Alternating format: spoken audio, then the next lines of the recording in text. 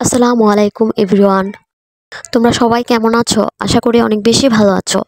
এখানে রুবাইয়া, রিহান আর আমি সকাল সকাল আইসক্রিম খাইতেছিলাম। আইসক্রিমটা বানাইছি আমি। কালকে রাস্তার পাশে একটা আইসক্রিম ওলা আসছিল, তো রুবাইয়া সেখান থেকে দেখে বলতেছিল ওই আইসক্রিম খাবে।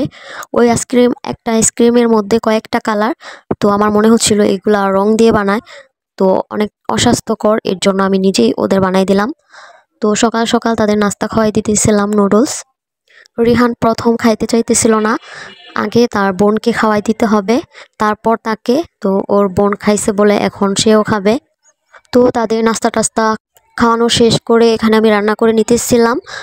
এখানে মুরগির মাংস রান্না করতেছিলাম লাউ দিয়ে। আমি মাঝে মধ্যেই লাউ দিয়ে মুরগির মাংসটা রান্না করি, কারণ আমার কাছে অনেক ভালো লাগে। আর এখানে রিহান বাবুর পা কেটে গেছে, তো পাটা কাটছে হচ্ছে রুবাইয়া। রুবাইয়া কেটে আবার রুবাইয়ে হচ্ছে বেঁধে দিছে কাগজ দিয়ে।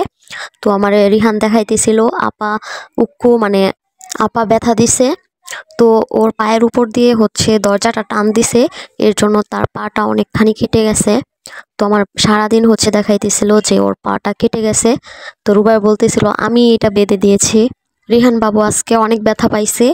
আর এখানে কিছু, এগুলা হচ্ছে বট দিয়ে তৈরি, বট দিয়ে হচ্ছে বড়ার মতো তৈরি করছে। তো এটা আমি নিয়ে আসছিলাম কাশপুর থেকে।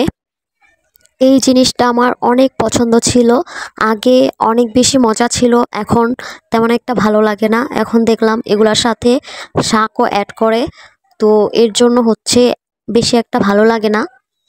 তারপর দেখলাম হচ্ছে ঝিরিঝিরি বৃষ্টি পড়তেছিল, আজকে সারাদিনই প্রায় বৃষ্টি পড়ছে।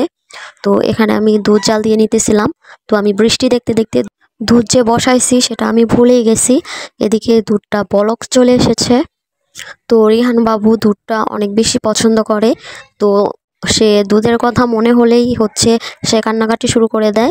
এর জন্য বিকেলবেলা হচ্ছে আমি দুধটা জাল করে নিতেছিলাম। সে হচ্ছে দেখলে ঠান্ডা করতেও দেয় না। তো এখানে আমি দুধটা ঠান্ডা করে ওর হাতে দিয়ে দিয়েছি, এখন সে খাচ্ছিল। সে দুধটা অনেক বেশি পছন্দ করে। তো আজকের মতো এই পর্যন্তই। সবাই অনেক বেশি ভালো থেকো। আল্লাহ হাফেজ, টাটা।